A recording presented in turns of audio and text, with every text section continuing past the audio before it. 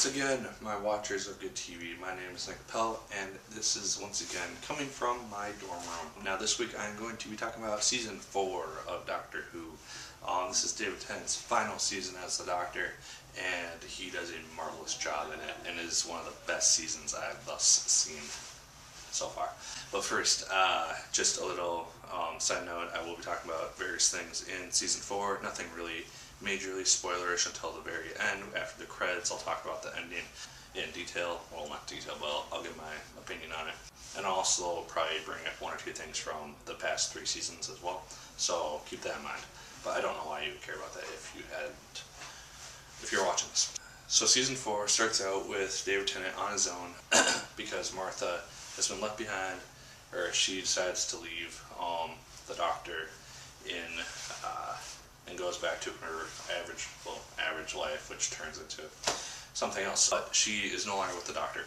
And so at the very end of Season 3, you see a Titanic crash into the TARDIS, and that is the setting for the first episode. And it's basically this flying Titanic ship, which is a remake of the original.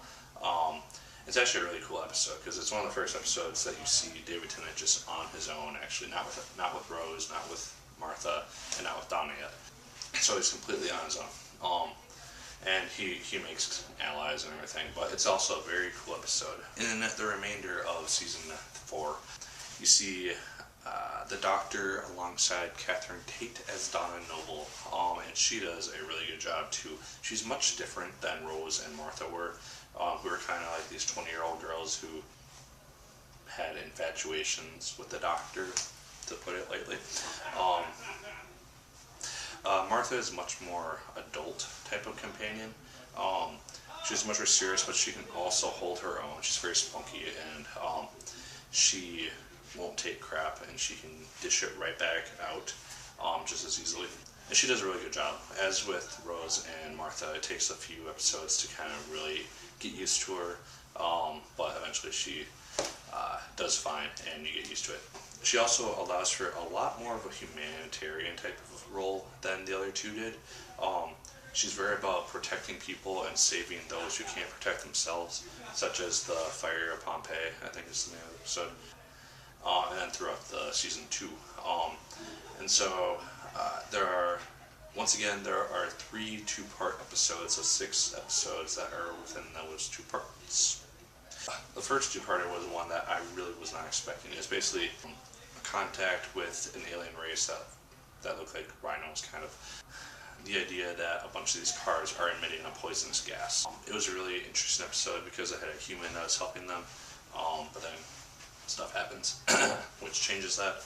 It kind of allowed for Donna to decide, or to show that she really does need her parents. She still cares about them immensely. Not that she didn't before, but we're able to see that a lot clearer in this one. And then right after that, we have the Doctor's daughter, which was a very cool episode for me because it got to show David Tennant as kind of a father figure to a daughter, and see how he would have been if Jenny had ended up traveling with them. And one thing that I found out after I saw the episode is that the girl who plays the Doctor's daughter and David Tennant, they're married in real life. I had no idea about that. It made the episode kind of interesting to me afterwards. But that's just a side note. The other 2-parter was Silence in the Library and Forest of the Dead, and that one was okay. I'd seen bits and pieces of it before I actually started watching Doctor Who religiously, so I knew more or less what happened. But it was still a really good episode. It was an interesting take on Donna and alternate realities, and if it's better to live in a virtual world where everything's provided to you, or in the real world where stuff is hard and you just kind of gotta deal with it, and making that distinction. In the last 3 episodes, we have the return of a lot of people. Donna is still in this. Martha Jones returns. Rose Tyler returns. You see snippets of her throughout the season, so you kind of see that something is going to be coming up at some point. And then you have the return of Captain Jack. You have his 2 companions from Torchwood, which I will be reviewing at some point. yeah, it's just a really, really, really cool way to end the show. And it, in my opinion, it worked really well. I'll talk about the ending to season 4 and my thoughts on it. Uh, at the very end of the video after the credits. So stay tuned for that if you are interested. But yeah, overall season 4, really good job. It's probably my favorite season so far, just because of how actiony it was and the fact that it was able to show like the Doctor with like David Tennant in his last season with all 3 of his companions. I thought that was a really cool way to send them off, at least in the regular season 4. Before I end this, Monday through Thursday, I will be doing a review of I'll be putting out reviews of the David Tennant specials. I'm not including the next Doctor in that because it seemed to have nothing to do with the main plot of the specials, which kind of conclude fully David Tennant's story as the Doctor. It's kind of just their episode. I saw no connection to the Master or to any of the events previously talked about or dealt with in the season. So it was a good episode, but it was just kind of there, so I'm not really going to talk about it. Yeah, so Planet of the Dead, Waters of Mars, and then The End of Time, Part 1 and Part 2. So those will go out Monday through Thursday, like tomorrow, Monday through Thursday.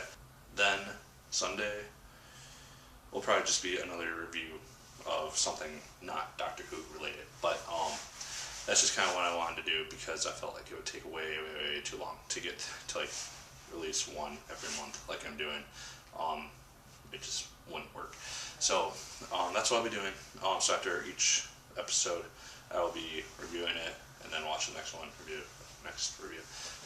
So yeah, that's the idea. So if you're interested in that, subscribe and you will see those 4 videos. And then on Friday, I will probably do a series review for David Tennant. And so that would be seasons 2 through 4, and just my thoughts on that in general. So that would include the specials that he does. Enough rambling. But yeah, that is what my plan is. I hope you liked my review. Again, stay till after the credits to see my take on the ending. Like, favorite, comment, and subscribe if you so choose. I would appreciate it immensely. And yeah, that should be it. So, as always, my name is Nick Pell, and once again, my good people, Alonze.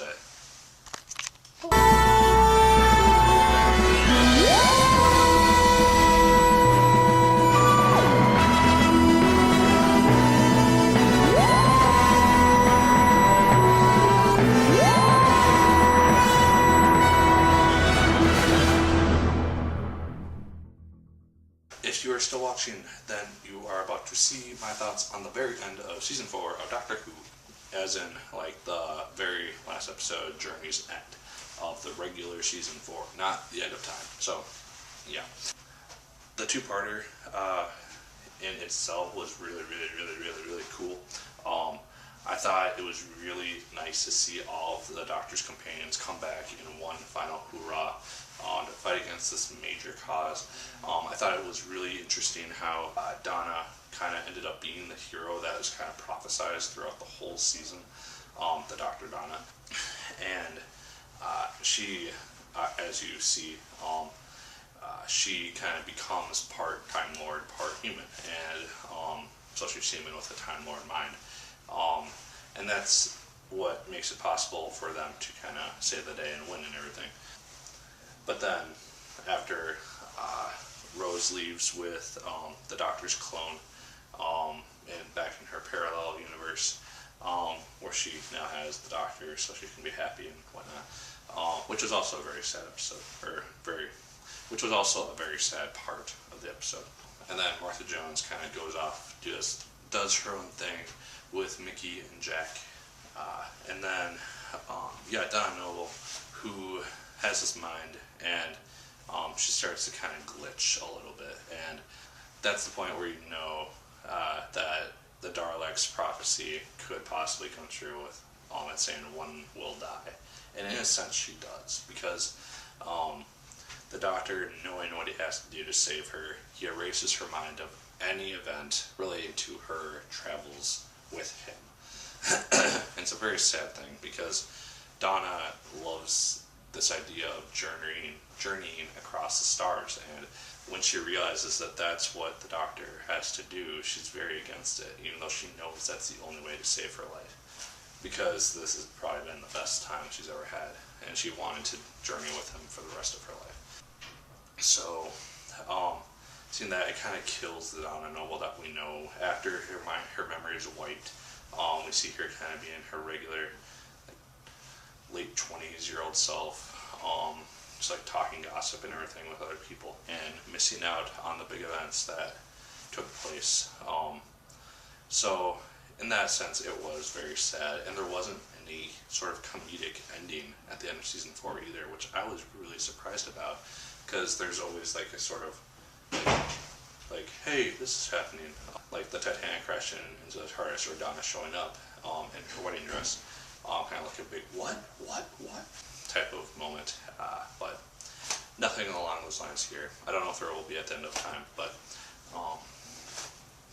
yeah, it's a very sad episode, but it's a very conclusive episode because it wrapped up all of his companions' stories. It finished off Rose Tyler's story. I highly doubt we'll ever see her again. It finished off Martha Jones. We could possibly see her again, but I doubt it. And then Donna Noble, as of now, as far as I know, filming this video, she will have no further major part in Doctor Who as a companion or anything like that. So, yeah.